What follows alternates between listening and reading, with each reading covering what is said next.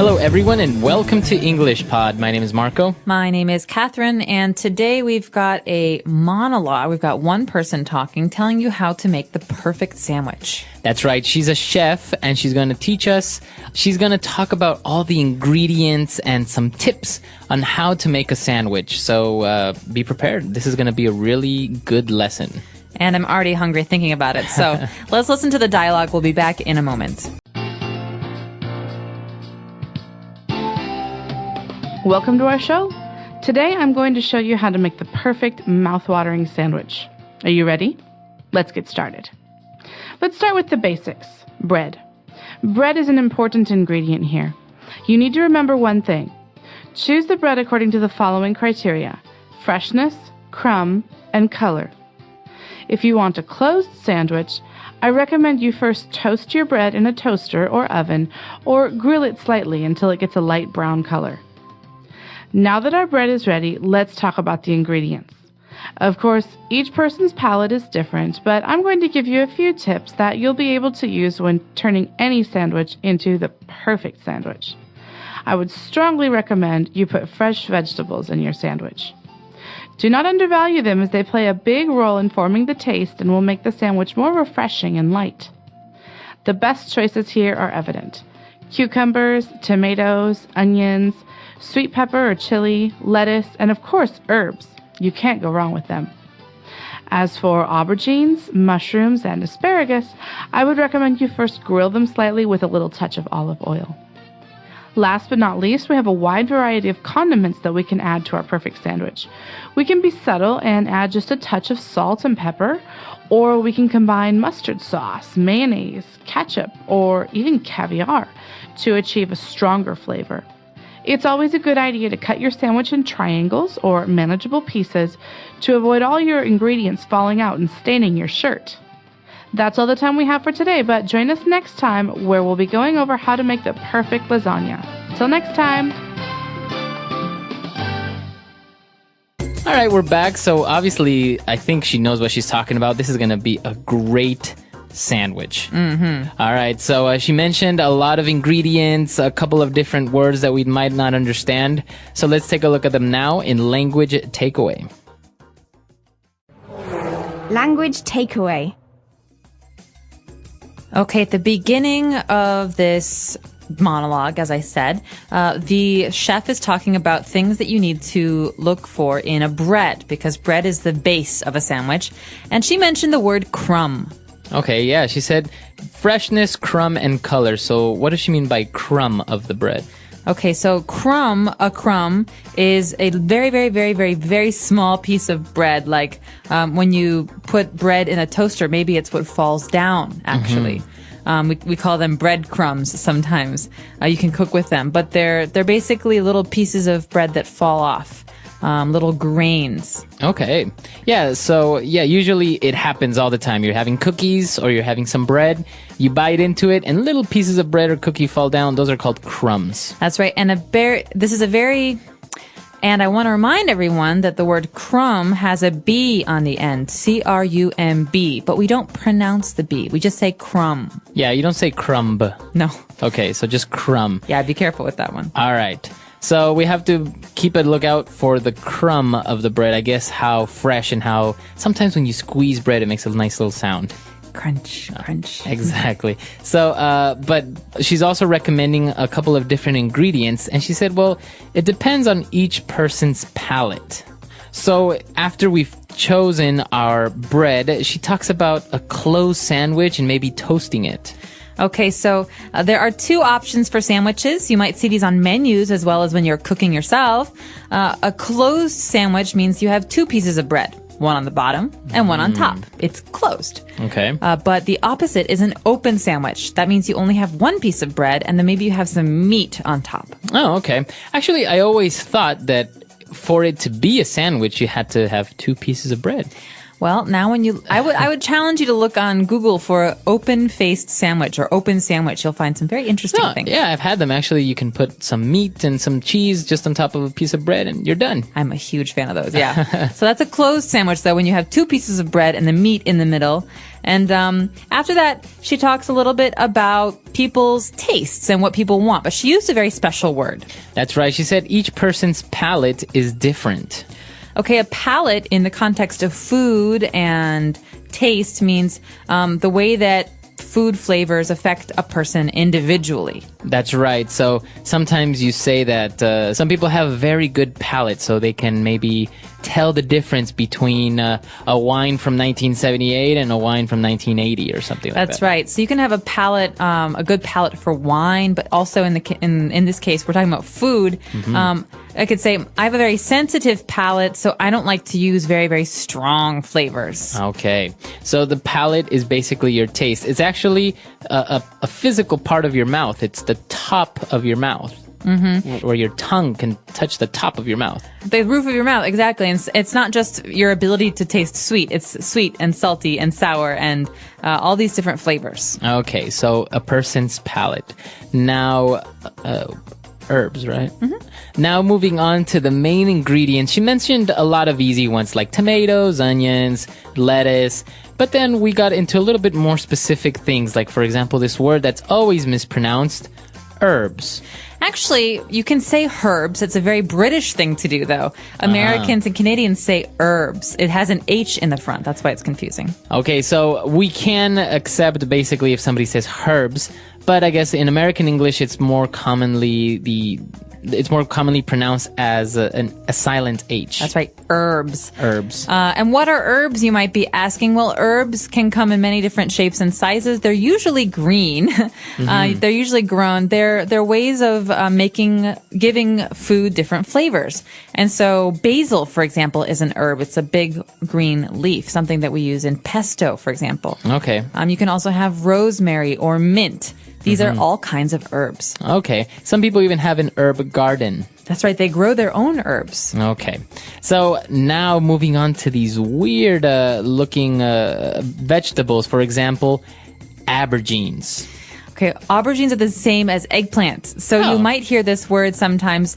It's basically a big purple vegetable. Okay, so for those of you who haven't seen an aubergine or an eggplant, yeah, it's a big purple vegetable. It kind of looks like a cucumber, but a little bit fatter. Very fat, and they're if you hold them, they're not very hard. They're kind of soft. Yeah. And a lot of people like to grill these or to cook with them in, for example, Chinese food. There's a lot of eggplant or aubergines. All right, so we've had those. We have mushrooms. And what about asparagus? Asparagus is actually one of my favorite foods, but it's very strange looking. It's kind of green and it kind of has this little head, right? That's right. It's long. It's green. It's kind of like a pencil, but at the very top, it's like a plant almost. Yeah.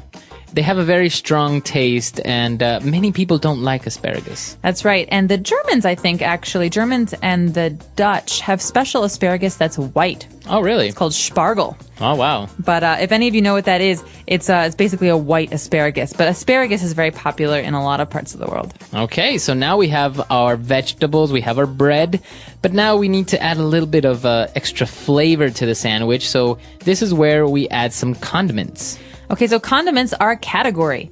You can have many different kinds of condiments. The most common are salt and pepper. Okay, so a condiment is a category of the things that you would add flavor to. As you said, salt, pepper. But here they mention, for example, mayonnaise or ketchup. Ooh, and mustard as well. These are all condiments. Okay. So in different parts of the world, they have different kinds of condiments. I've seen, for example, a lot of vinegar in Asia. You can also have hot pepper flakes like in Europe. Yeah. The condiments that you add to your sandwich are varied. I've seen people put all types of condiments in their sandwich.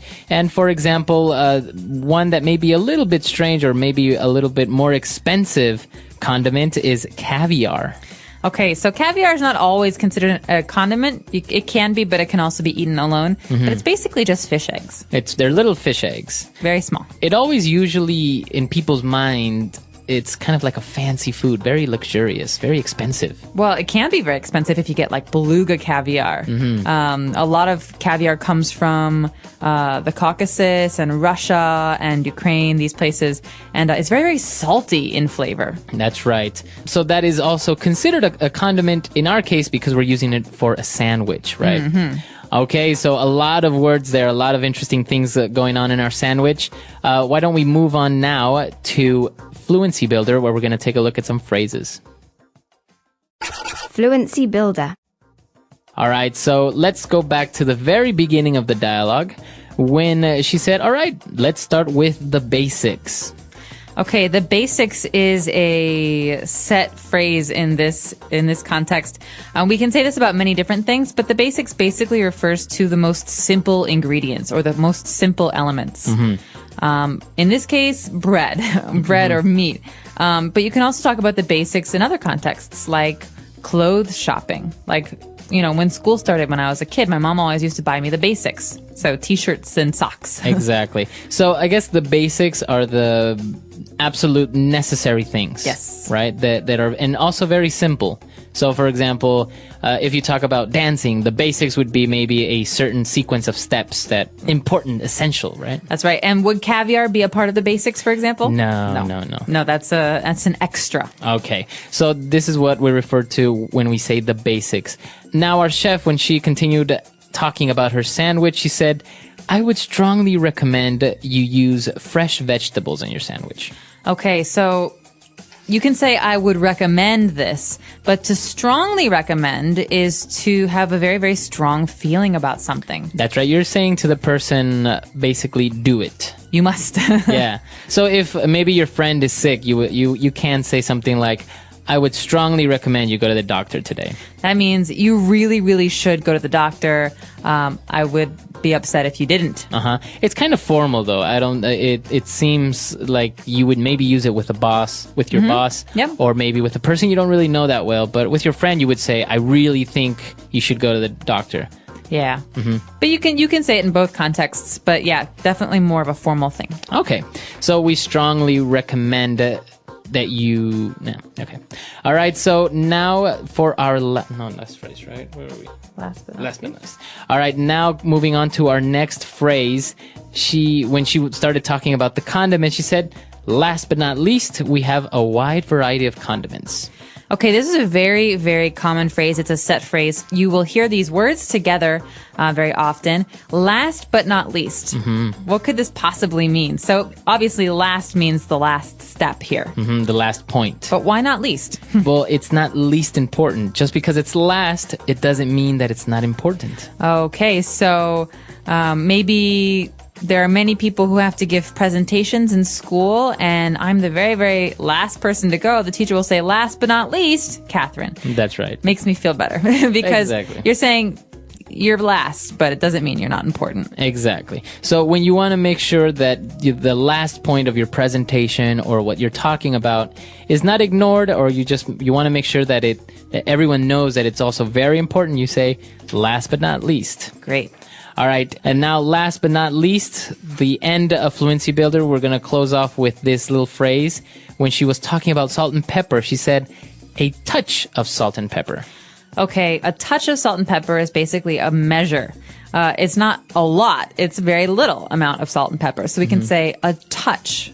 So it's not really a specific quantity, though, right? We're not saying like a spoon of salt and pepper. Not at all. It basically means a little bit. A little bit. So you're just saying maybe you'll hear this in maybe a cooking show, or you'll read it in books when they'll say a pinch of salt, or a touch of salt, or a dash of salt. That's right. You could even say it about other things. For example, if my friend just wrote this article and he wanted me to read it, I say, it's a really good article, but it could use a touch of humor. Okay. I think maybe if you made it a little bit funny, it would be better.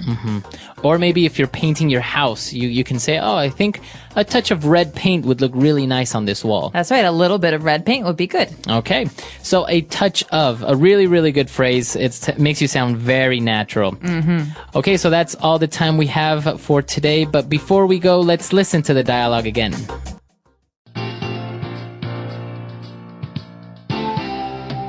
Welcome to our show. Today I'm going to show you how to make the perfect mouth-watering sandwich. Are you ready? Let's get started. Let's start with the basics. Bread. Bread is an important ingredient here. You need to remember one thing. Choose the bread according to the following criteria: freshness, crumb, and color.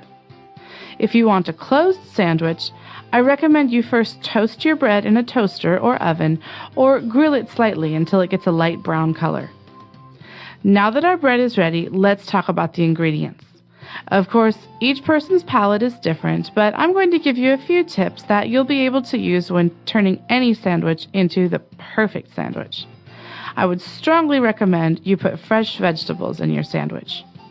Do not undervalue them, as they play a big role in forming the taste and will make the sandwich more refreshing and light. The best choices here are evident: cucumbers, tomatoes, onions, sweet pepper or chili, lettuce, and of course herbs. You can't go wrong with them. As for aubergines, mushrooms, and asparagus, I would recommend you first grill them slightly with a little touch of olive oil. Last but not least, we have a wide variety of condiments that we can add to our perfect sandwich. We can be subtle and add just a touch of salt and pepper, or we can combine mustard sauce, mayonnaise, ketchup, or even caviar to achieve a stronger flavor. It's always a good idea to cut your sandwich in triangles or manageable pieces to avoid all your ingredients falling out and staining your shirt. That's all the time we have for today, but join us next time where we'll be going over how to make the perfect lasagna. Till next time. All right, so talking about sandwich, this really reminds me of making sandwiches at home. Grilled cheese sandwich. We didn't really talk about it here, but I think it's my favorite sandwich. The grilled cheese sandwich. Very easy to make, just 2 pieces of bread and cheese inside. Do you use butter, though? Yes. Yeah, so you have to butter the bread, and so when you grill it, it gets really nice and brown. Yeah. Actually, I'm not a very big sandwich fan when I'm having, for example, a meal like lunch. I don't really, I don't know. I think I need something more solid than just a sandwich at times. Interesting. I had a sandwich for dinner last night, now that we speak about it. Yeah. I had an egg salad sandwich.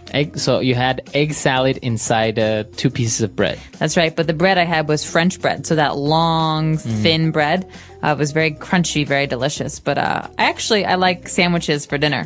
They are a little bit lighter. Yeah. When you're having a big meal, it just seems like, although maybe sometimes places give you very big, heavy sandwiches that have, like ham and salami and just a lot of things in there, so they're very, very filling. That's very true. Like a meatball sub, for example, is a very heavy sandwich. That's right. But sandwiches come in all shapes and sizes. You can make basically any sandwich that your brain can think of. And so we hope that you've learned some words for talking about sandwiches today. Of course, if you have any questions or comments, or you want to share with us your very favorite sandwich, you should do so on EnglishPod.com. All right. We'll see you guys there. Bye. Bye.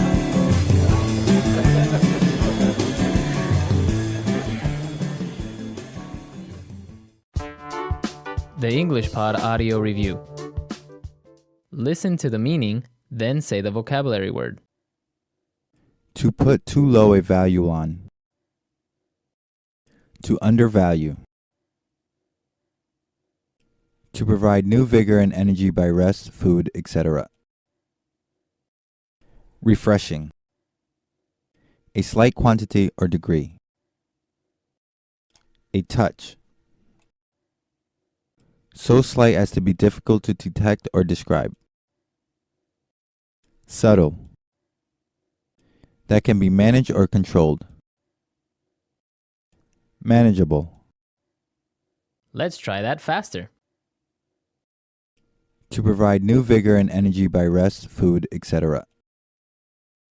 Refreshing. A slight quantity or degree. A touch. So slight as to be difficult to detect or describe. Subtle. To put too low a value on. To undervalue. That can be managed or controlled. Manageable. Now say the word and hear it in a sentence. To undervalue.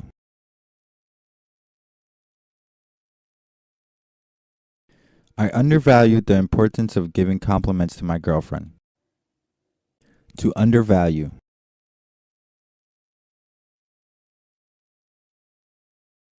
Do not undervalue the proper way to slice beef and the size of your pieces when cooking.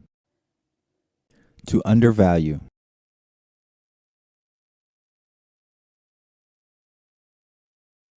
When I took my grandparents' antiques to the appraiser, I realized that I had greatly undervalued their worth. Refreshing. This milk is so refreshing. Refreshing.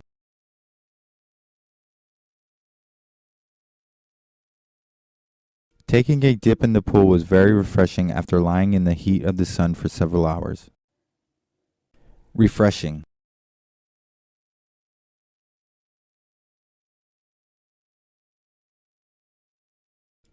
Going on holiday to someplace with nothing to do but relax will be much more refreshing than traveling nonstop for 4 days. A touch.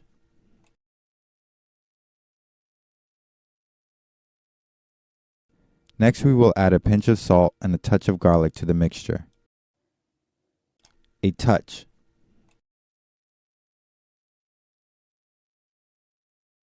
I think the soup needs a touch more pepper and then it will be perfect. A touch.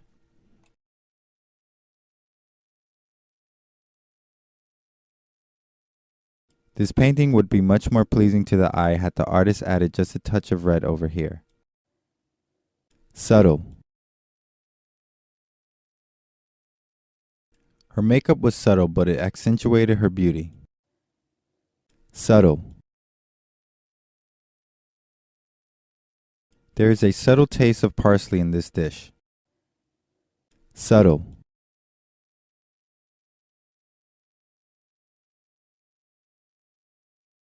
You need to let him know that he's being a disturbance, but please be subtle about it or he'll make more of a scene.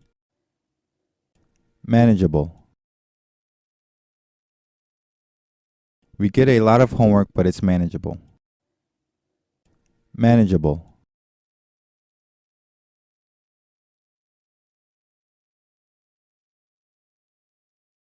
The noise level in my neighborhood is manageable, but I can't stand it when my neighbors' parties last until the wee hours of the morning. Manageable.